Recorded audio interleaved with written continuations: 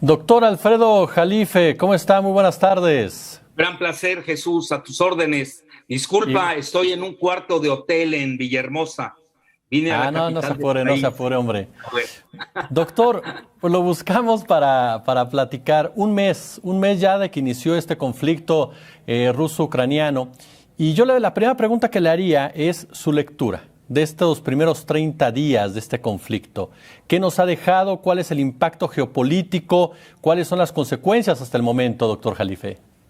hay que ver más allá de lo que yo llamo una guerra civil entre Rusia y Ucrania, porque la misma Rusia nace en el siglo IX después de Cristo en Kiev, Rus, así se le conoce, y hay varias maneras de verlo, pero ahorita obviamente ni hay tiempo ni se presta a la situación, dependiendo del zoom. Ahora sí, está el zoom inmediato, de la inmediatez, el zoom de hace 8 años, que naturalmente nos lleva a lo que se está viviendo hoy, y el Zoom de hace 30 años, cuando realmente pues, se disuelve la Unión Soviética y se escinden tanto Ucrania como Rusia. Hay que recordar que incluso Brezhnev, que fue presidente del Partido Comunista ruso, pues era ucraniano, etcétera. Bueno, hoy lo que nos deja, esa es mi muy humilde opinión, más allá de Ucrania, lo que está en juego es el nuevo orden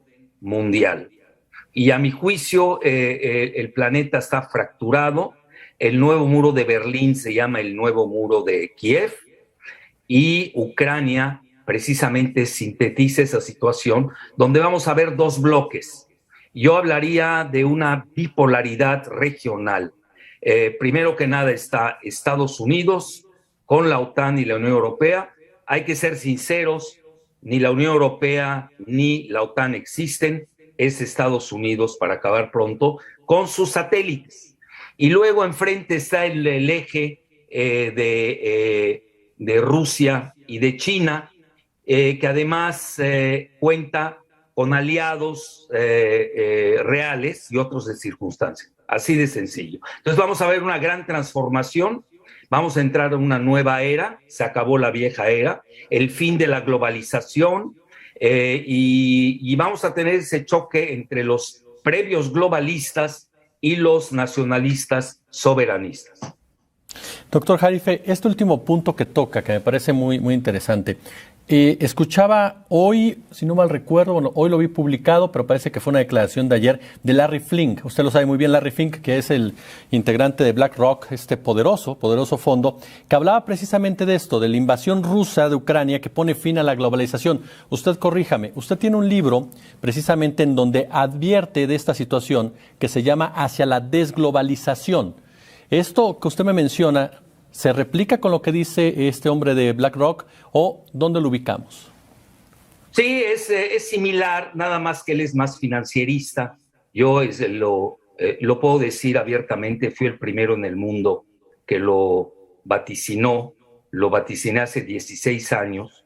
Un año después, nada menos que el gran pensador francés Jacques Sapir publicó un libro similar que se llama, lo dijo en francés, vers la demondialización, es decir, hacia la desglobalización. Mi libro versa sobre lo mismo. Mi punto de vista en ese momento, hace 16 años, era eminentemente economicista, y ya se venía a venir por qué se caía la globalización, porque hay que entender el sustrato de la globalización. Se concentra y centra básicamente en la disminución de costos. Y esto se hizo a través, bueno, han habido dos globalizaciones previas, tenemos la previa a la Primera Guerra Mundial, y luego una entre la Primera y la Segunda Guerra Mundial. Ahí hay un libro clásico del mejor historiador, a mi juicio, de Occidente, que es Eric Hobsbawm, y ahora esta globalización que ya también acepta Larry Fink, que ya concluyó. Entonces, ¿en qué versa la disminución de costos? En el outsourcing, la famosa maquila, y en el downsizing, es decir, en la poda laboral.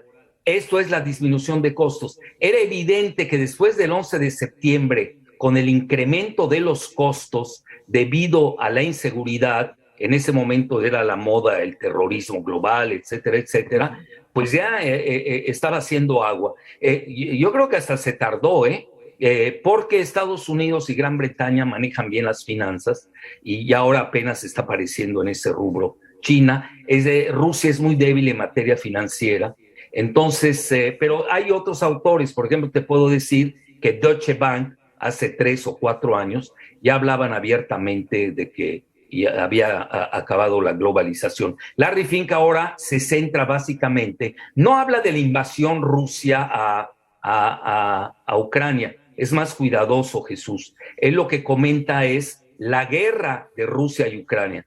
Como buen financiero, pues obviamente ahí tiene sus opciones, a ver de qué índole, no lo dice así tan crudamente. Y habla así porque pues, ya sabes, ellos también manejan muchos negocios ahí, pero básicamente él se centra en lo que se llama la grave crisis del supply chain, es decir, de la cadena de suministro, que ya venía antes de la guerra de Rusia y Ucrania. Es decir, si tú me preguntas, yo te diría lo siguiente, Jesús, las tendencias se agudizaron y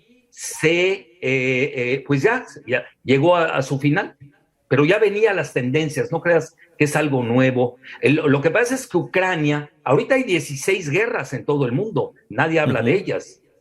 Tienes la de Yemen, tienes otras más, no acabaría, ¿no? Entonces, nadie habla de ellas porque no definen el nuevo orden mundial. Ucrania sí define el nuevo orden mundial. ¿Cuál es el impacto, doctor Jalife? Porque cuando hablamos del nuevo orden mundial, cuando hablamos precisamente de la desglobalización, nos centramos, por supuesto, en las potencias, en el poder económico, el poder político, pero ¿cuál es el impacto para un país como México, por ejemplo? ¿Cuál es el impacto para un país como la India? ¿Cuál es el impacto para un país como Brasil? Mira, a nivel, qué buena pregunta me haces. Existen niveles de potencias. Es decir, hay 193 países en la ONU, pero no tienen no todos tienen el mismo poderío. Y el poderío tiene muchas maneras de medirse. Entonces, India, por ejemplo, tú me hablaste de la India, tiene 150 bombas nucleares, tiene 1.300 millones de habitantes. Luego, si tú lo mides en poder de paridad de compra, pues ya sería la tercera potencia mundial, después de Estados Unidos y China a nivel económico. Fíjate lo que son las cosas cuando se mide en el Power Purchase Parity, que se llama el Producto Interno Bruto, mucho antes que Japón, etcétera. Brasil, por ejemplo, que lo citas, también es una potencia, la principal de Latinoamérica, y juega, ¿no? Ya ves, pero no tiene bombas nucleares porque se lo prohíbe su constitución, pero va a ser un gran actor, sin duda alguna. Brasil está yo diría entre los, así pensando rápido, entre 6, 7, las 7 principales potencias del mundo. Yo metería a Europa en un solo bloque, el de la Unión Europea. Y Gran Bretaña, pues lo absorbe Estados Unidos. Ahora, me preguntabas de México. Mira, la ecuación de México es muy sencilla. Nosotros no tenemos opción, no tenemos margen de maniobra.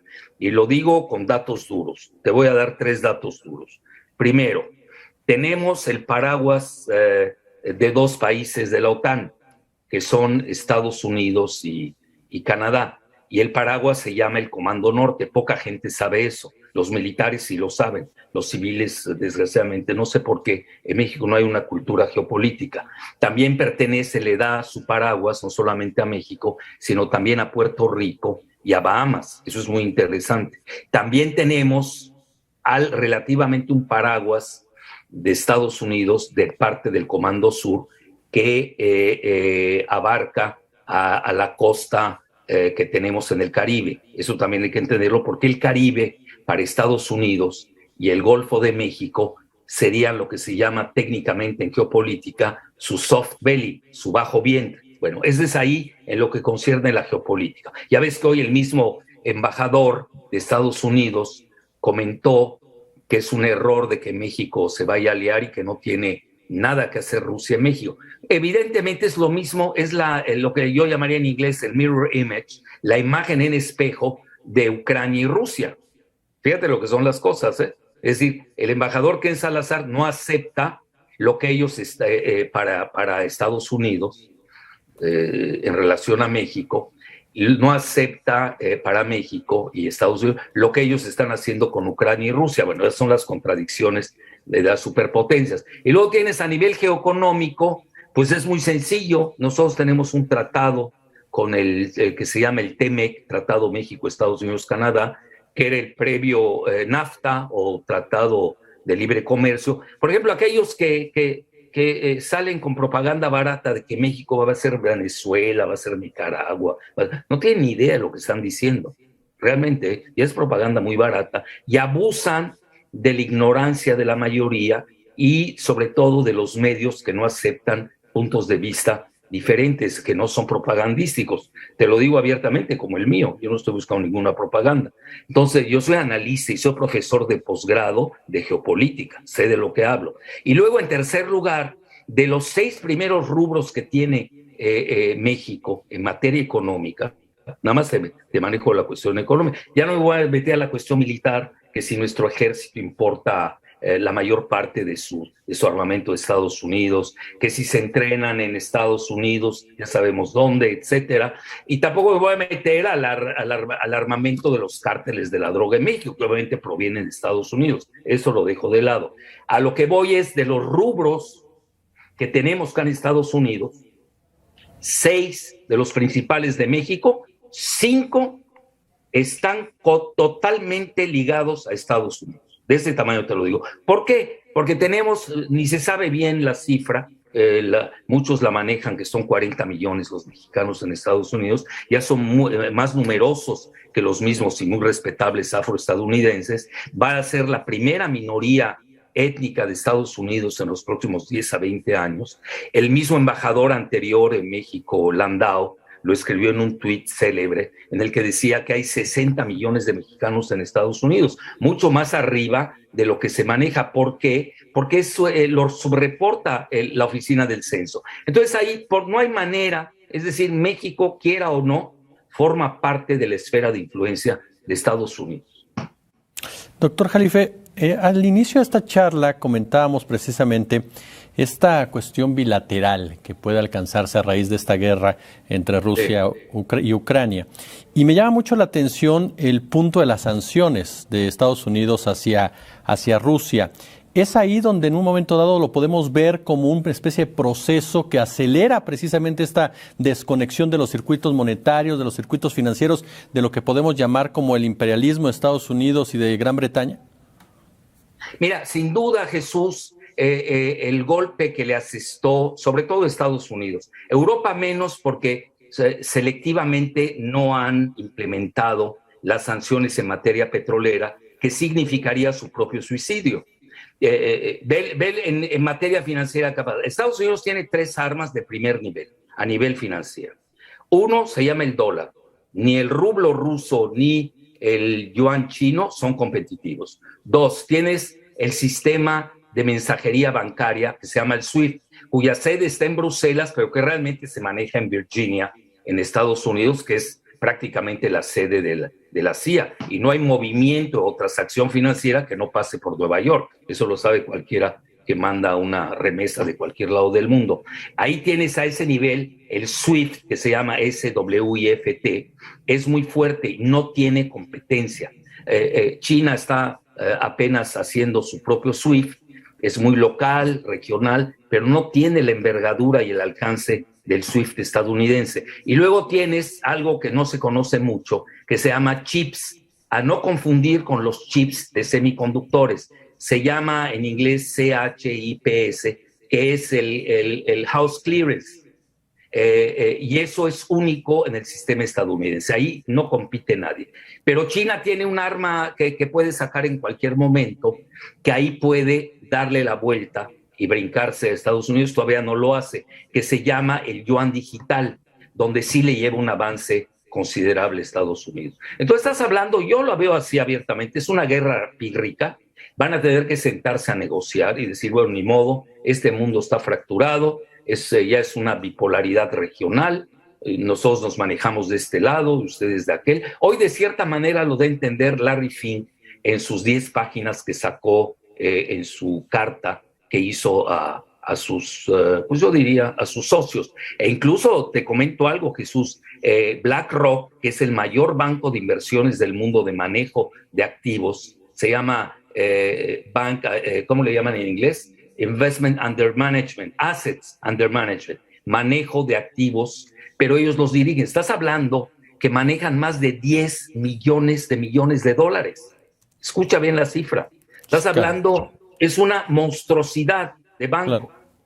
Y aquí tenemos a un mexicano que es, cuyo hijo es socio de BlackRock, pero no voy a decir el nombre porque además son amigos míos. Entonces, me brinco esa parte a lo que quiero llegar. Lo ve muy bien Larry Fink, que ya esta ruptura de las cadenas de suministro, pues van a ser, ellos no les gusta manejar lo nacional, como le que tienen pavor ese término nacional, que tiene una connotación muy fuerte en Estados Unidos, no así en México. Ellos manejan una palabra que se llama onshore, es decir, cerca de la costa o en la costa, pero ya no va a ser offshore. Si lo quieres poner en términos financieros de los antiguos globalistas, pues yo diría que es la ruptura del offshore, ya sabes, de la banca extra foránea, con la banca pues local, ya que no quieren decir nacional. Entonces, así es como yo contemplo el mundo. Es una fractura que se va a dar a muchos niveles.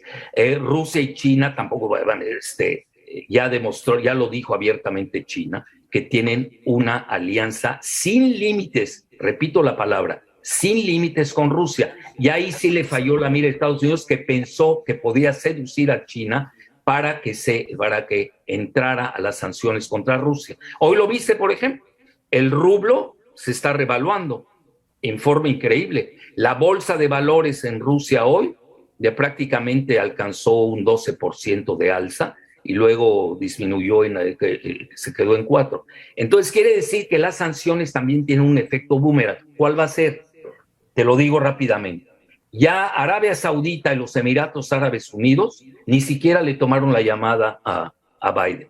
¿Cuándo habías visto eso? Se rompe la alianza de 75 años entre el rey Saud de Arabia Saudita y el presidente Roosevelt. Jamás se había visto eso. Entonces también estamos entrando a un nuevo orden petrolero mundial. Luego, en segundo término, que ya Arabia Saudita le va a vender a China su petróleo y ya no va a ser mediante el dólar, sino van a ser transacciones del rial saudita con el yuan, el famoso petroyuan. Luego, con Rusia, que Rusia dice, no, ya se murió de hambre, ya no le vendió a la Unión Europea, aunque le sigue vendiendo gas, porque ya sabes que Europa, el 45% es dependiente de su gas y alrededor del 30% de su petróleo. Y ya no hablo del carbón, que hablarán mucho de anticontaminación y energía verde, pero Estados Unidos y Europa siguen consumiendo carbón, que no nos vengan con cuentos. A lo que voy, ¿qué pasó con Rusia e India? India ya va a hacer acuerdos petroleros con descuento muy fuerte con rupias, que es la divisa de la India. Entonces, ¿qué estamos viendo? Ahí peligra la hegemonía del dólar en Estados Unidos. Por eso ya se habla de una desdolarización. Entonces, aquí podemos tener efectos boomerang. Y yo creo al final del día van a entender que así es el mundo. Desgraciadamente no nos hubiera gustado eso. Yo soy más universal en ese sentido, aunque no globalista. Pero y hoy, pues sí, hoy así lo veo. En esencia, si tú ves todo lo que hemos abordado, Jesús, estamos teniendo un mundo fracturado y el nuevo muro hoy se llama Kiev en lugar del de Berlín. Doctor Alfredo Jalife, un placer platicar con usted aquí en La Octava. Encantado, suerte, lo mejor. Igualmente.